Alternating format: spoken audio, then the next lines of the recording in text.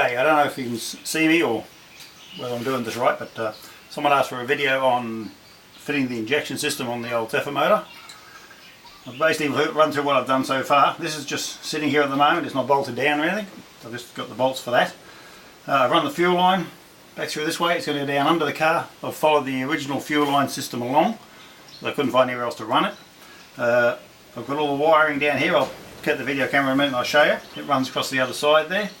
There's a lot of wires here go inside for different sensors. I've got to put an oxygen sensor in yet. There's another load of wires here which you don't need because that's for running all sorts of weird and wonderful things that this car won't have.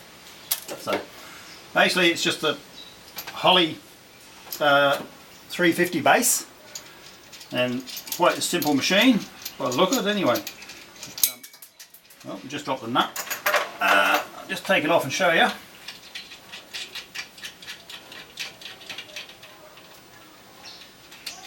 Okay, I'll just lift that off there. You can see under here, I don't know if you can see it or not, that is an adapter plate on top of the manifold. So you need the adapter plate to change from the Weber manifold to the 350 Holley base. And then the throttle body itself, quite a simple looking thing, it just looks like a carburetor. You've got your inlet and outlet there for your vacuum advance and for your brake vacuum. This one here is the fuel return. I haven't put that pipe in yet because they don't give you enough pipe in the kit. So I've got to run that through later on today. I've got to run the vacuum line back over to my brakes. The wiring comes over the other side of the car. There's two wires there, one to your positive, one to your negative. And that wire there goes to the negative side of your coil.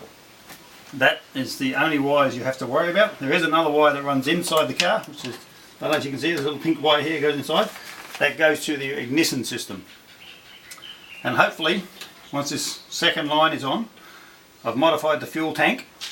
You've got to get an inlet put in the fuel tank and an outlet put in the fuel tank to run the high pressure lines. So hopefully I'll get that done. I'm getting that done next week. That's a bit too specialised for me. And then I should be able to turn the key and see what happens. The fuel pump itself, because it has to be mounted lower than the fuel tank, the lowest point on the fuel tank, on the Mark III, everywhere underneath there is higher than the fuel tank. So what I've had to do is make a plate to sit down in front of the fuel tank with the two filters and the fuel pump sitting on that plate, and it's reinforced back up to the chassis. Well, that's basically. I'll just move the camera over here now to show you a bit of the wiring. It's not real pretty, but I'm not going for pretty. I'm just going for practicality. So I'll just show you.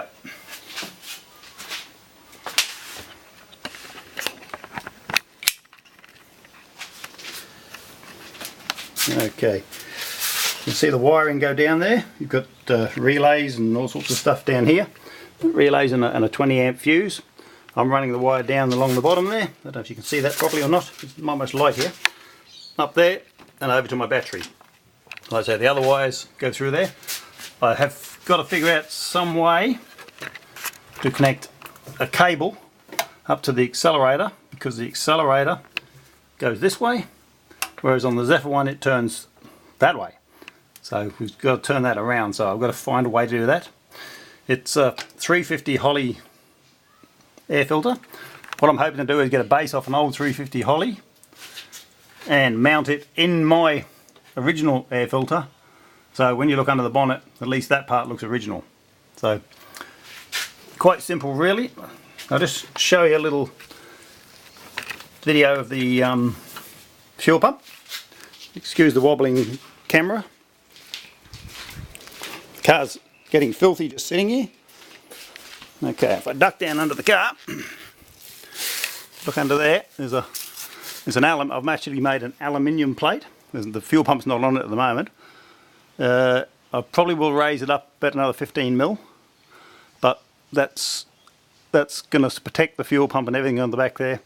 So the fuel tank comes out next week and gets the modifications done to it, and then I'm hopefully right to go. So, alright. That's it for now. I'll turn this off.